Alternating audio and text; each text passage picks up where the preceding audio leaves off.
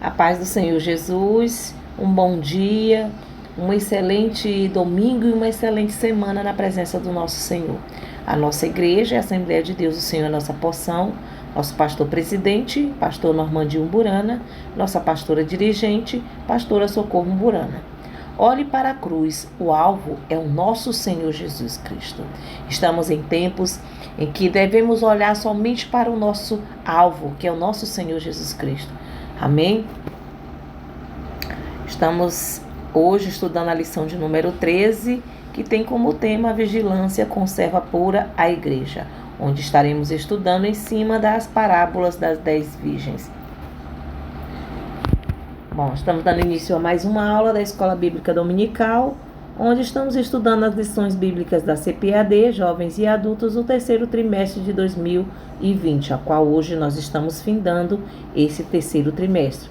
E o título dessa revista é Os Princípios Divinos em Tempos de Crise, a Reconstrução de Jerusalém e o Avivamento Espiritual como exemplos para os nossos dias. O comentarista dessa revista é o saudoso Eurico Bergster. Aí temos uma imagem onde o nosso Senhor Jesus Cristo está olhando para o planeta e dizendo: estou voltando, permaneçam vigilantes. Então, nós sabemos que nós estamos nos últimos dias, os sinais estão bastante visíveis e nós devemos estar vigilantes. E aí o texto áureo se encontra em Marcos capítulo 13, versos 37, que nos diz: e as coisas que vos digo, digo-os a todos, vigiai. Então, nós devemos estar vigilantes. Foi isso que o Senhor Jesus nos pediu. A verdade prática nos diz que através da vigilância a igreja se manterá pura e não se afastará do modelo traçado por Cristo, rejeitando assim as inovações e o mundanismo dos nossos dias, pois sabemos que muitas igrejas aí estão recebendo as coisas do mundo para dentro de si, onde nós somos um povo separado e devemos agir diferente do mundo. Nós não devemos receber os ensinamentos que o mundo está nos oferecendo, porque nós somos um povo de Deus. E por isso nós devemos estar sempre preparados para a volta de Cristo e vigilantes.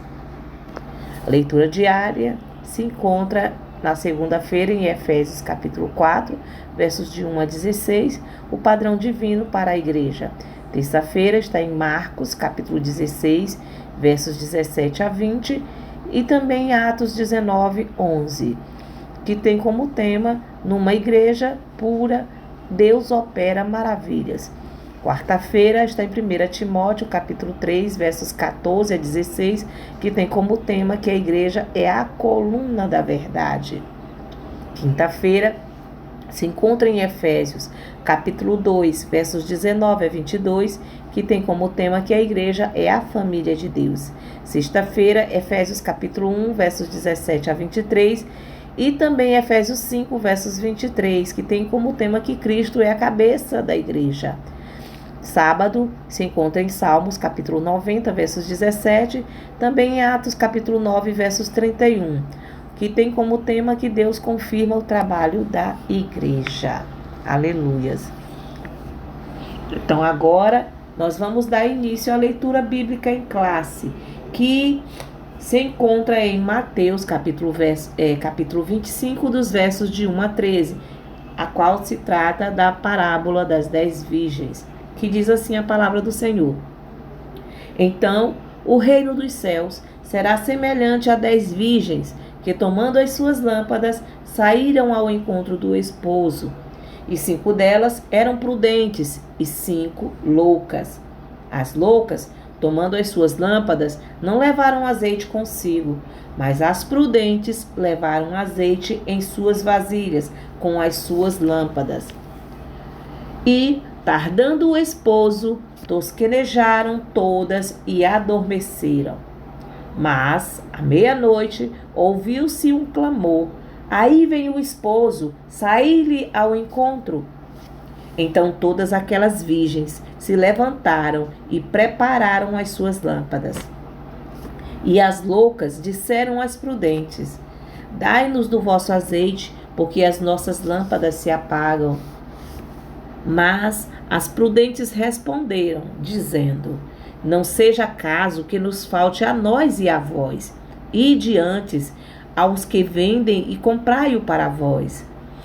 E tendo elas ido comprá-lo, chegou o esposo, e as que estavam preparadas entraram com ele para as bodas, e fechou-se a porta. E depois chegaram também as outras virgens, dizendo: Senhor, Senhor, abre-nos a porta. E ele, respondendo, disse: em verdade vos digo que não vos conheço. Vigiai, pois porque não sabeis o dia nem a hora em que o Filho do Homem há de vir. Aleluias, glória a Jesus. O objetivo geral desta lição é sinalizar a necessidade de cultivar uma vida de oração e de vigilância. Então, em cima dessa parábola das 10 virgens, o Senhor quis mostrar para toda a igreja a importância de cultivar uma vida de oração e de vigilância. E é esse o objetivo dessa lição. Mostrar para nós, enquanto igreja, que devemos estar em oração e vigilante, sempre preparados para a volta de Cristo. A introdução. Chegamos à última lição desse trimestre. Mais uma vez, o Espírito Santo quer nos despertar dizendo que o tempo se abrevia. Está lá em 1 Coríntios capítulo 7, versos 29. Meditemos hoje na parábola de Jesus, escrita em Mateus 25, versos 1 a 11, onde encontramos 10 virgens que ouviram o clamor da meia-noite, lá no verso 6. Mas apenas 5 delas estavam preparadas para ele. Deus nos abra o coração para compreendermos a sua palavra, pois temos a necessidade, Deus, de estar devidamente preparados. Amém? O ponto central desta lição de hoje é que é preciso vigilância para conservar a pureza da igreja. E a palavra do Senhor nos diz que sem santidade a gente não veremos ao Senhor. Então, a vigilância conserva a pureza da igreja. Então, nós devemos estar vigilantes, vivendo em santidade, preparados para a volta de Cristo. O tópico 1 diz que meia-noite, o dia que já passou. Então, a gente vai ver os significados, vários significados que o autor, que o comentarista Eurico Bergson trouxe para essa expressão meia-noite. E o primeiro é que o dia que já passou. O significado de meia-noite para essa primeira parte do tópico é o dia que já passou. Então, a meia-noite, exatamente às 24 horas, que a gente sabe que meia-noite é 24 horas do dia, o dia terminou definitivamente.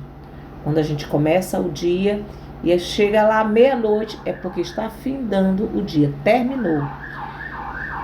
Tudo o que nele aconteceu pertence ao passado, ao dia de ontem.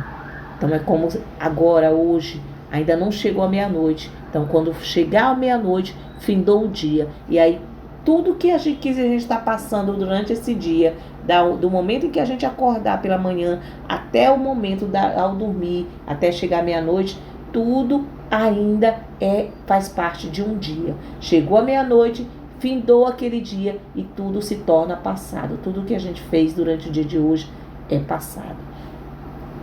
Então é isso que ele quer dizer, que pertence ao dia de ontem. Este é o sentido da expressão à meia-noite. Ela nos fala de um dia, de um período de tempo que terminou. Do ponto de vista bíblico, o período de tempo, o dia que está para terminar, é a dispensação da igreja. Está lá em Romanos 11, 25, Lucas 21, 24. Como assim? A dispensação da igreja. A gente sabe que o Senhor estava com a igreja, os planos dele, o projeto dele de que formasse um povo que ele escolheu, que é a igreja, onde nessa igreja estão reunidos os gentios e os judeus. Foi o povo que o Senhor formou para trazer a salvação e restaurar a comunhão com ele.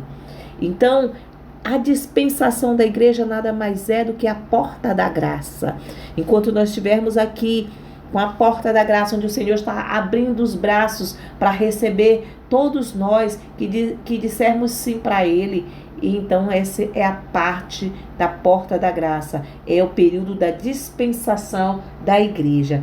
E no momento em que Jesus arrebatar a sua igreja fiel, este período, ou seja, esse período da porta da graça, se fechará, haverá terminado definitivamente. Vivemos, portanto, nos últimos momentos da igreja aqui na terra. Por isso que nós devemos estar vigilantes, porque nós estamos já próximos de sermos chamados pelo Senhor. A Bíblia diz que somos o sustentáculo da verdade. A igreja é o sustentáculo da verdade.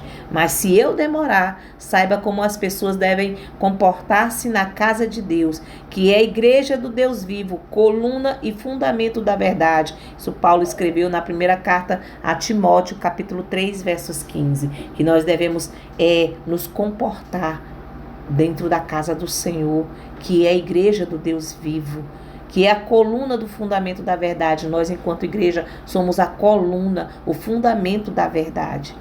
Que grande é a nossa responsabilidade. Por isso, Jesus mandou que trabalhemos enquanto é dia. Então, nós temos, enquanto servos do Senhor, enquanto igreja de Cristo, que trabalhar na obra do Senhor. Temos que pregar a palavra do Senhor. Temos que levar a palavra do Senhor a tempo e fora de tempo. Enquanto é dia, estarmos na obra, não estarmos de boca aberta, parado sem fazer nada, porque nós não podemos chegar até o Senhor e nos apresentar de mãos vazias. Nós devemos trabalhar. Nós temos um chamado aqui nessa terra, e o nosso maior chamado é levar a palavra do Senhor para as pessoas que estão aí presas, aprisionadas nas cadeias espirituais, em prisões espirituais. Enquanto é dia, precisamos realizar a obra daquele que me enviou. A noite se aproxima quando ninguém pode trabalhar. João capítulo 9, versos 4. Então, a gente tem que trabalhar enquanto é dia. Enquanto a gente pode estar fazendo algo pelo Senhor, que é levando a palavra e pessoas possam se render aos pés dele. Pois a noite há de vir e então não será mais possível fazer mais nada. Amém? A síntese do tópico 1 é que a meia-noite se refere ao dia que findou. Tudo o que aconteceu pertence ao passado, ao ontem.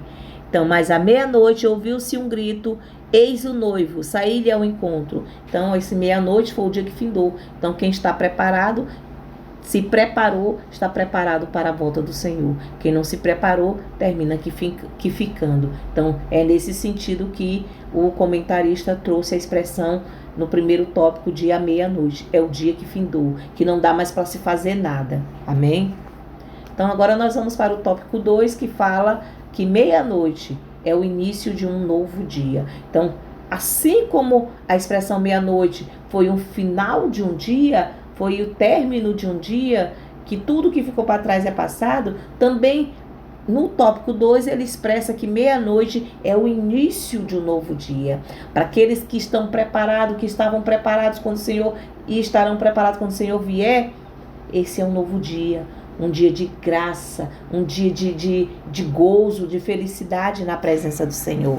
Então diz assim: este fato diz respeito ao mundo inteiro. Aproxima-se o momento exato, a meia-noite, quando um novo dia vai raiar. Que dia será esse? O atalaia responde: vem amanhã e vem também a noite. Isaías capítulo 21, versos 11 e 12. Então aproxima-se um momento exato da meia-noite, quando um novo dia vai raiar. Glória a Jesus.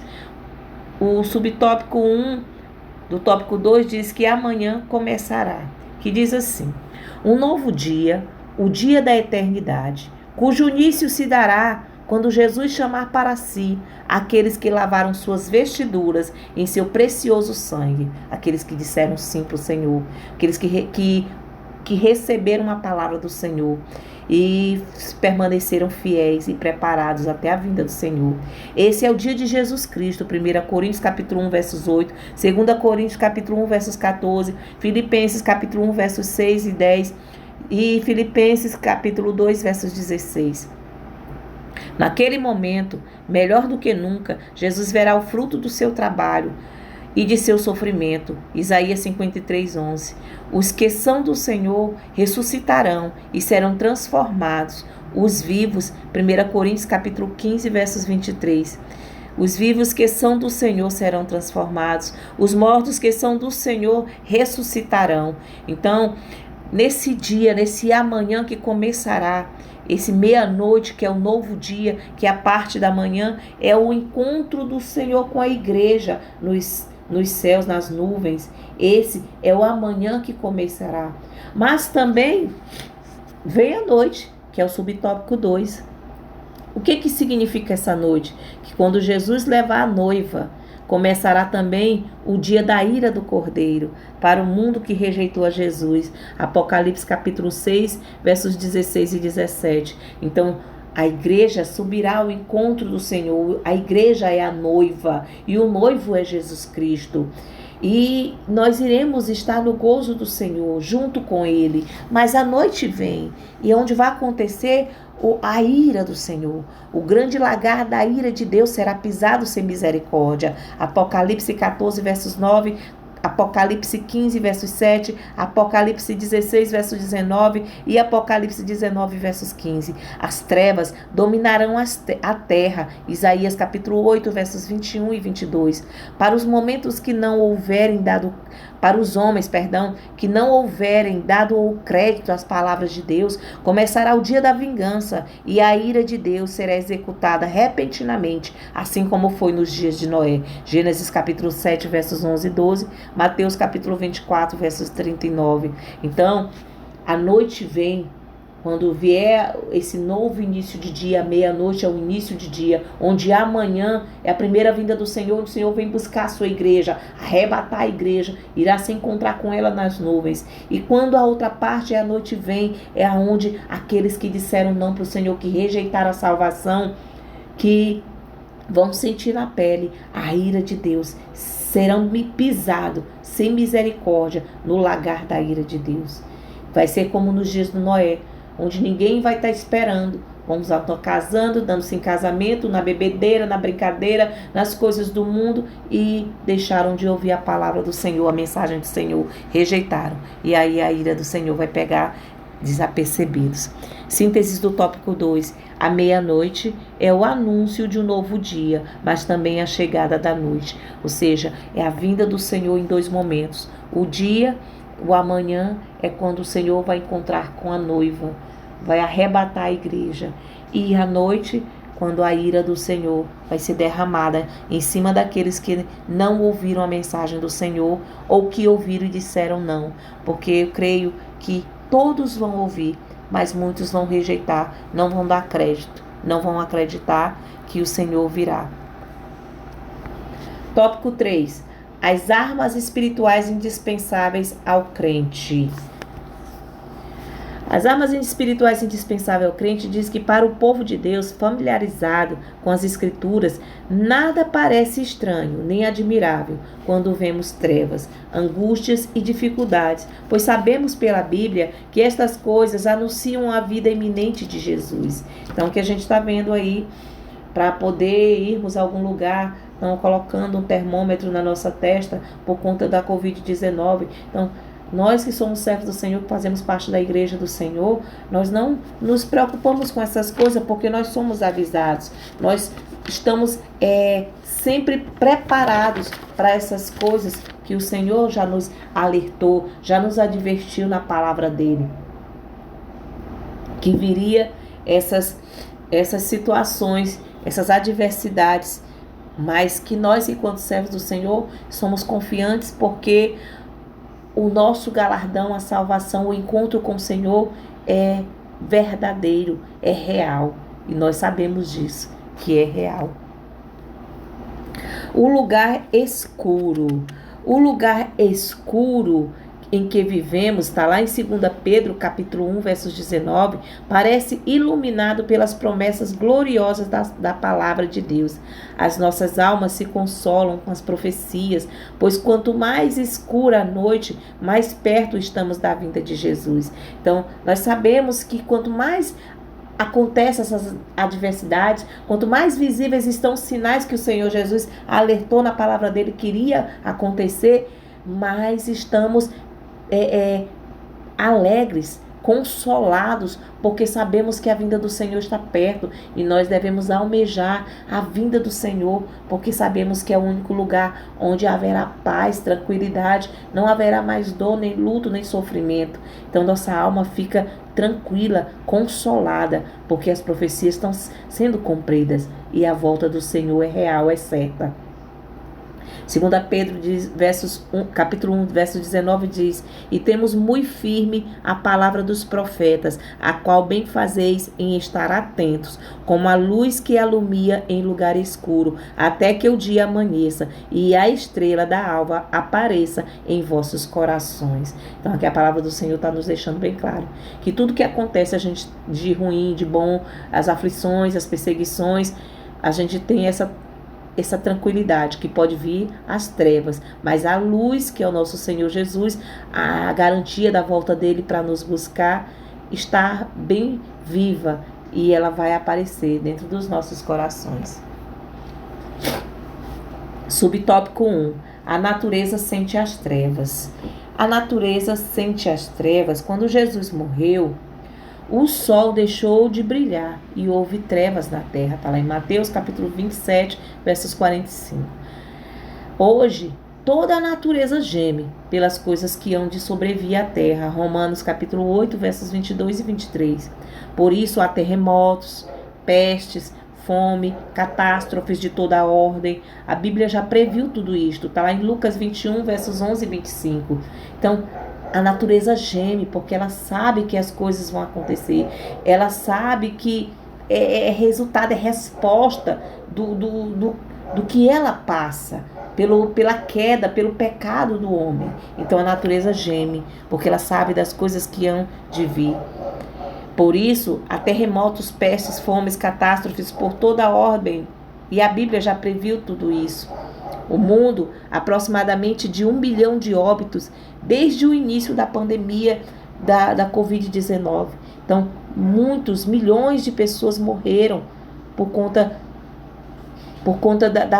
do pecado. As trevas são os sinais, são as pestes, catástrofes acontecendo de ordem, de todo tipo de ordem, natural, não natural, mas a Bíblia já nos advertiu, tudo isso iria acontecer. A Bíblia fala dos tempos difíceis, quando o homem em particular será atormentado por tentações de toda espécie. 1 Timóteo capítulo 4, versos 18, 2 Timóteo capítulo 3, versos de 1 a 4. Então, nesse período, o homem vai ser tentado de todas as formas, mas o crente fiel, a igreja fiel de Cristo, ela vai renunciar, vai rejeitar toda a obra, todo o pecado, toda a bandeja, todas as tentações oferecidas. A igreja rejeita, mas vai ser grande a tentação.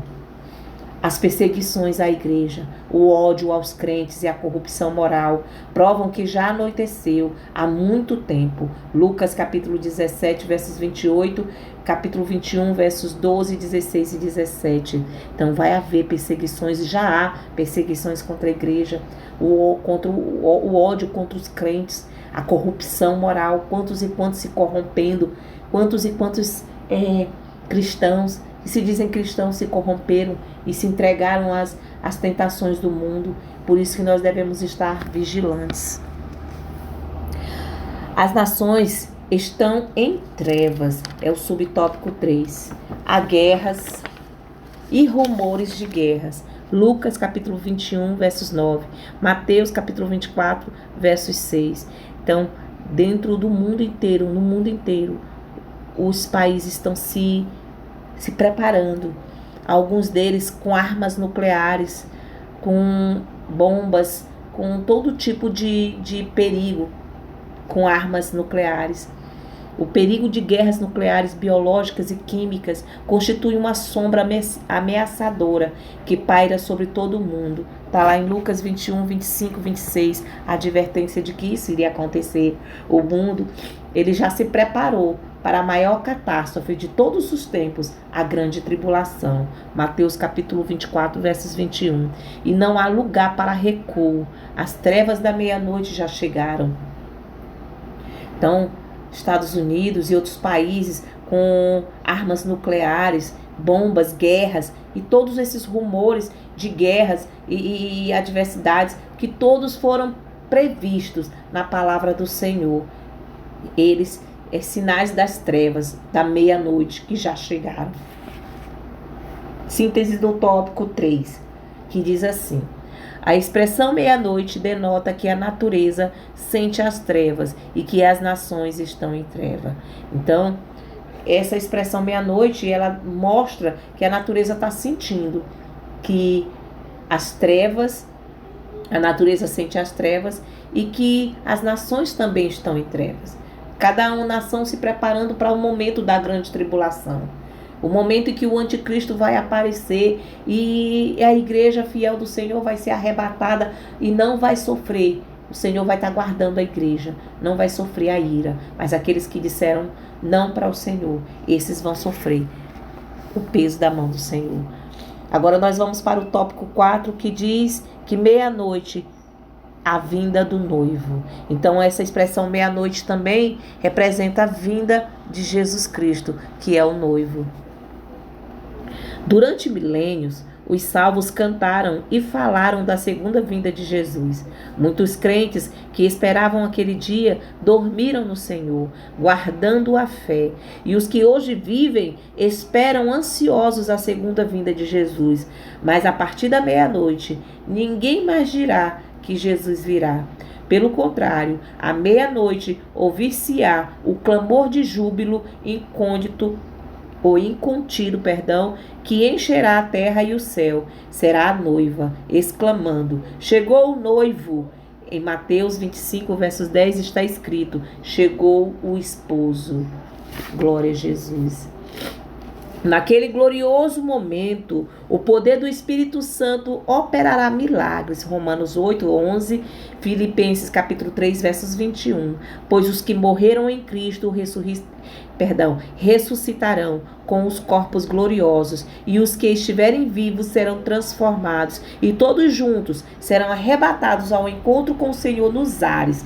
1 Tessalonicenses capítulo 4, versos de 11 a 18, 1 Coríntios capítulo 15, versos de 51 a 54. Então esse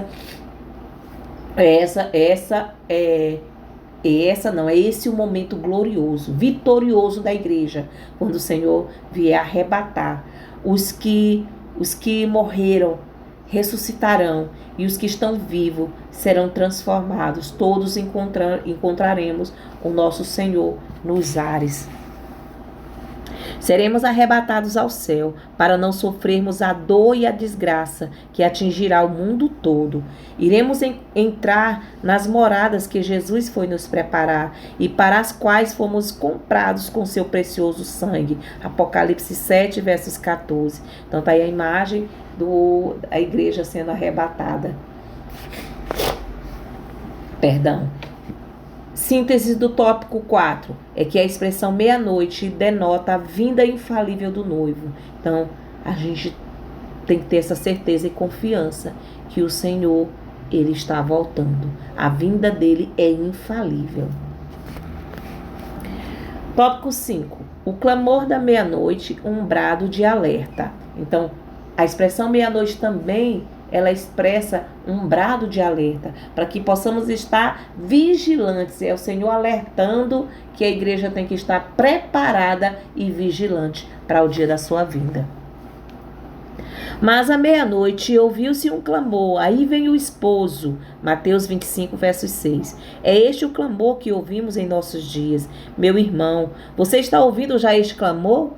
Está escutando como o Espírito Santo diz ao mundo e aos salvos que Jesus em breve vem? Está atento aos sinais dos tempos? Está atento ao cumprimento das profecias? Lucas 21, versos 28 e 29, 1 Pedro, capítulo 1, versos 19. Devemos estar preparados, atentos, entendendo que o Senhor Jesus ele vai voltar e que nós devemos estar preparados para a sua vinda. Quem tem ouvidos para ouvir, Ouça o que o Espírito diz à igreja. Apocalipse, capítulo 2, versos 7, perdão. Mas aqueles que já ouviram a voz do Espírito Santo devem divulgar as palavras eternas do Evangelho, enquanto houver tempo. Fomos chamados por Deus para sermos atalaias e nossa função é despertar o povo. Ezequiel, capítulo 3, versos 17 a 21, Abacuque, capítulo 2, versos de 1 a 3. Então, nós, enquanto igreja, temos esse papel de divulgar as palavras eternas do Evangelho, de falar da palavra do Senhor, da volta dele, porque muitos estão esquecendo de falar que o Senhor volta, só fala assim que o Senhor dá, que o Senhor vai curar, que o Senhor vai sarar, e esquecem de dizer que o Senhor quer o compromisso da igreja preparada para poder estarmos com ele no gozo da mesa, do banquete que ele tem para nos dar. E temos que falar da volta dele. Temos que falar que para voltarmos, para sermos arrebatados com ele, devemos estar em santidade. Devemos buscar estarmos em pureza, estarmos em comunhão, vigilantes e preparados em oração. Amém?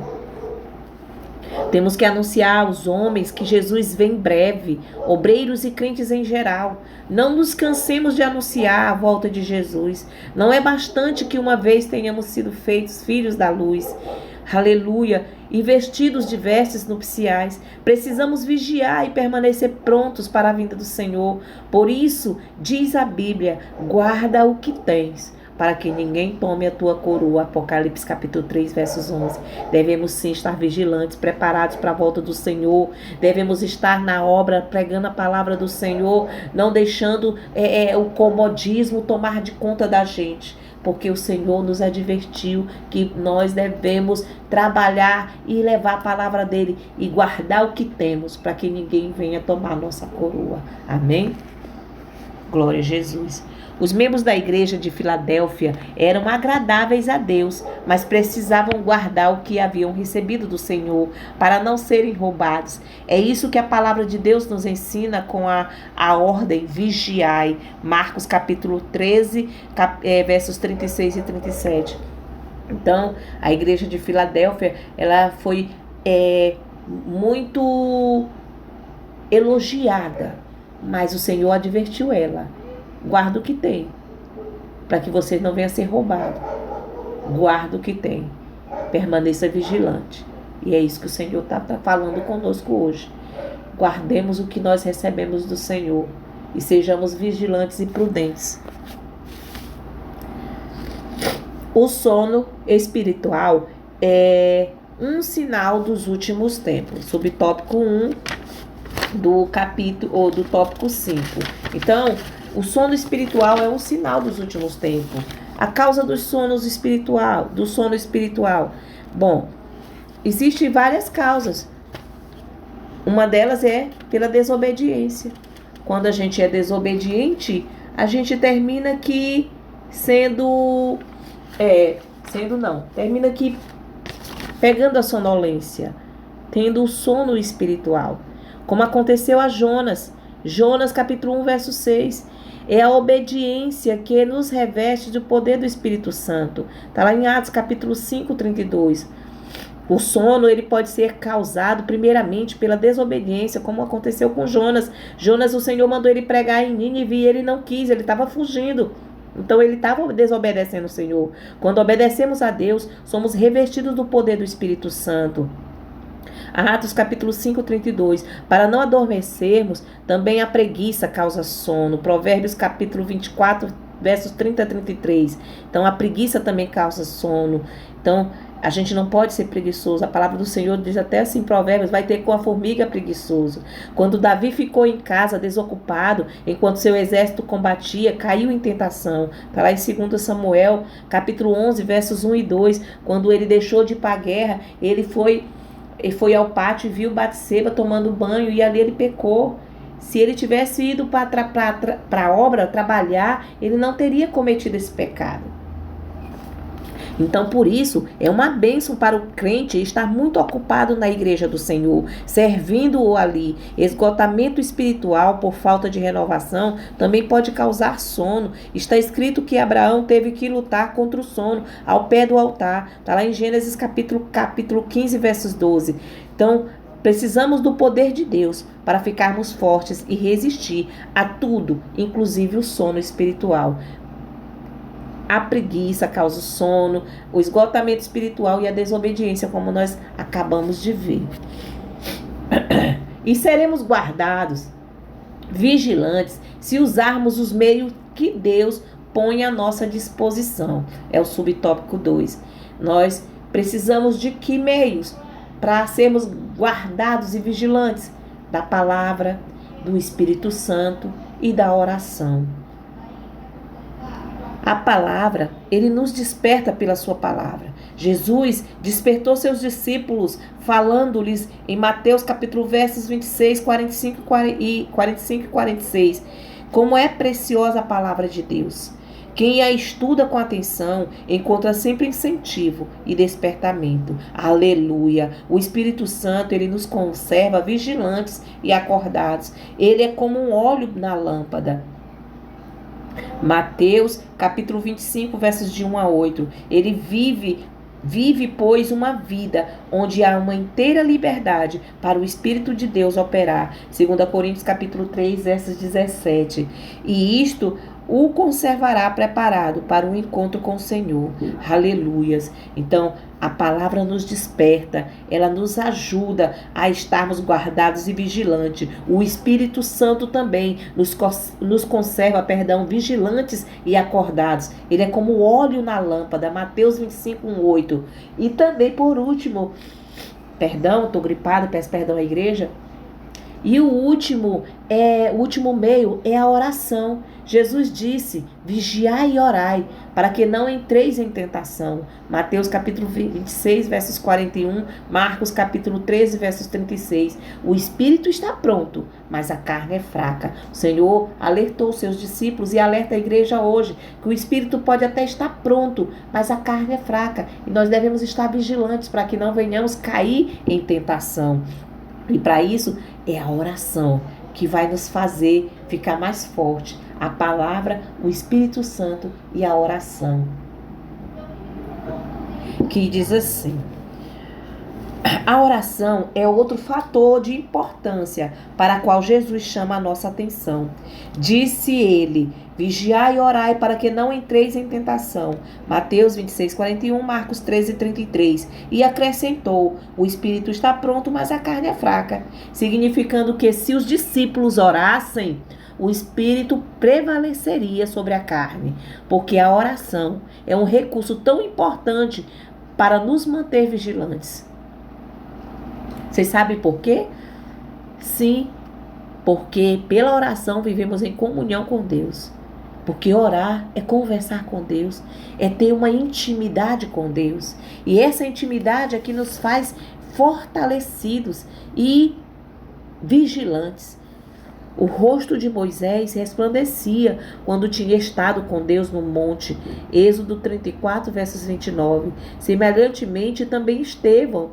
Lá em Atos capítulo 6, versos 15, Estevão foi o primeiro mártir da igreja e ele viu o céu se abriu quando ele estava em oração, de constante oração, e ele viu o rosto do Senhor.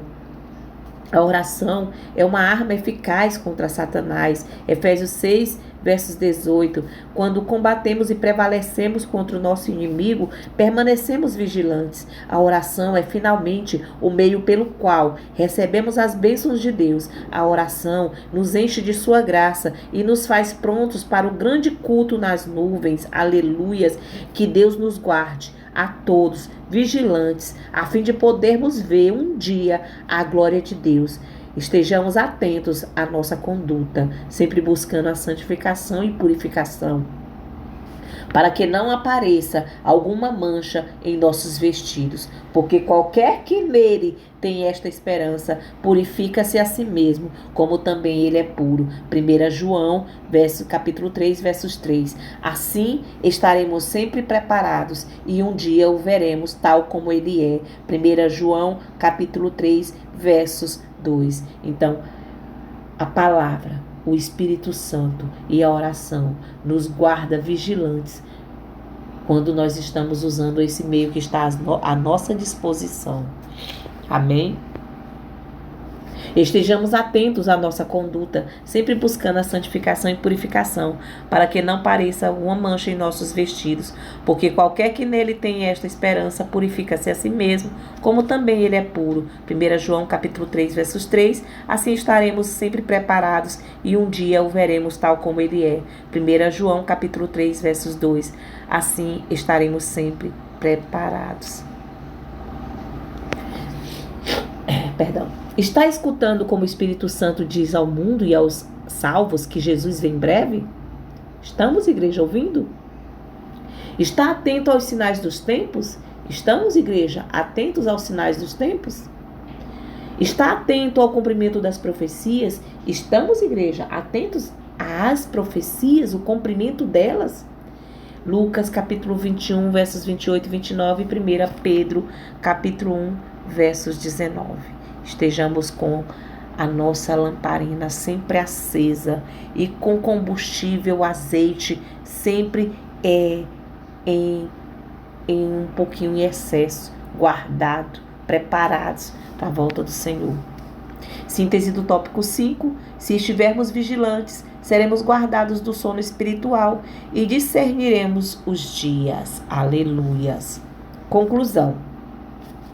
Quando o clamor da meia-noite for ouvido, diz a Bíblia, que o seu sentido é o seguinte: sair-lhe ao encontro. É precisamente isto que o Espírito Santo quer dizer atualmente. Prepara-te para te encontrares com teu Deus. Amós, capítulo 4, versos 2. E nós devemos estar prontos a responder. Já a sua noiva se aprontou. Apocalipse, capítulo 19, versos 7 e 8. Lemos em Mateus 25, 7, que ao ouvir o clamor da meia-noite, as virgens começaram a preparar as suas lâmpadas. Meu irmão, a tua lâmpada está preparada hoje? Que Deus permita que as nossas lâmpadas, nas nossas vidas, se cumpram as palavras de Lucas, capítulo 12, versos 35 e 36. Estejam cingidos os vossos lombos e acesas as vossas candeias, e sede vós semelhantes aos homens que esperam seu Senhor, quando houver de voltar das bodas, para que quando vier e bater, logo possam abrir-lhe. Grifo nosso. O Espírito Santo nos está despertando hoje, para que estejamos nesta condição, estejamos sempre atentos e sensíveis à sua voz. Amém? Perdão, igreja. Para refletir. A respeito de a vigilância conserva a igreja pura? Responda. Segundo 1 Timóteo, capítulo 3, versos 15, o que somos? Sustentáculos da verdade. Nós, enquanto igreja, somos os sustentáculos da verdade. Segunda pergunta: por que devemos trabalhar enquanto é dia? Porque a noite vem, quando ninguém mais poderá trabalhar. Terceira pergunta: de acordo com a lição, o que representa a meia-noite para a igreja? O início de um novo dia, Quarta pergunta: o que nos assinala o sono espiritual? Os últimos tempos. Quinta pergunta: como as virgens prudentes esperaram o noivo? Com as lâmpadas cheias de azeite. Aleluias. Prepara-te para encontrares com o teu Deus. Amós 4:12. Meu irmão, a tua lâmpada está preparada hoje? Minha irmã, a tua lâmpada está preparada hoje? Que Deus nos abençoe e nos ajude a permanecer firmes e vigilantes. E agradeço a todos que tiraram um tempo para assistir essa aula. Que Deus abençoe.